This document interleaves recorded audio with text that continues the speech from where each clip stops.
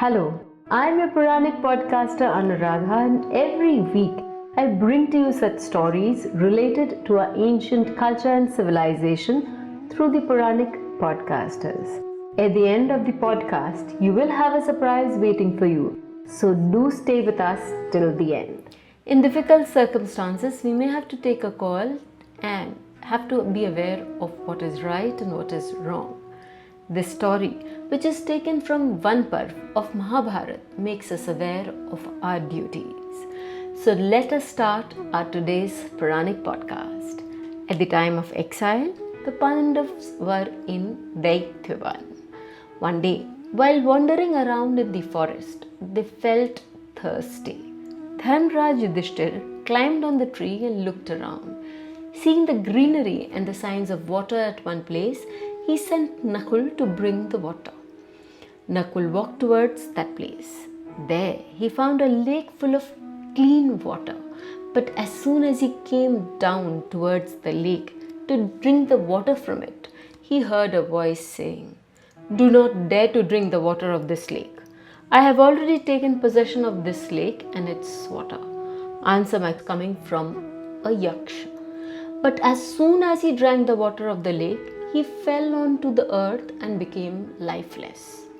When it had been long since that Nakul had gone, Yudhistir sent Sahadev to look for him. Sahadev also heard the voice of the Yasksh near the lake. He too did not pay attention to it and went ahead to drink the water from the lake. And he too fell down lifeless. Similarly, when Dharmraj sent both Arjun and Bhimsen, they too came in turns and both of them faced the same fate.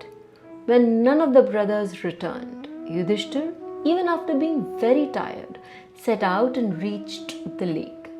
He was deeply saddened to see his brothers lying lifeless on the earth. After crying for a long time for his brothers, he too moved towards the lake to drink the water. At first, he was stopped by the Yasksh in form of a heron. But when Yudhisthir questioned him as to who he was, he appeared on a tree in form of a Yasksh. Yudhisthir very calmly told him, "Yasksh, I do not want to take any object that belongs to another. If you have already taken control over the water of this lake, then it is yours. Ask the questions you want, and I will try to answer them according to my wisdom." The Yasksh asked many questions. From those many questions, here are two for you. What is the most surprising thing in this universe? Who's the most happiest of all? Let's move back to the story. Yudhisthir and the Yaksha. Yudhisthir answered all the questions of the Yaksha correctly. Satisfied by his answers, the Yasksh said, "King, you've answered my questions correctly. Therefore, one of your brothers can come to life." Yudhisthir said, "Please bring my younger brother Nakul to life." Yasksh was surprised. He asked, "You're wandering in the forest without a kingdom. You have to fight the enemies in the end. And in such a situation, you're anxious for Nakul, leaving your mighty brother Bhimsen or the great warrior Arjun?" Dharmraj Yudhisthir said, "Yasksh, the happiness of the kingdom or the sorrow of the exile is according to one's fate. But a man should not renounce dharma. Whoever protects dharma, dharma protects them. Therefore, I will not leave my dharma. Both Kunti and Madri were my mothers. I, son of Kunti, am alive. So I want that my mother Madari's dynasty should also not get destroyed. One of his sons should also live. You bring Nakul back to life and bless both my mothers with children."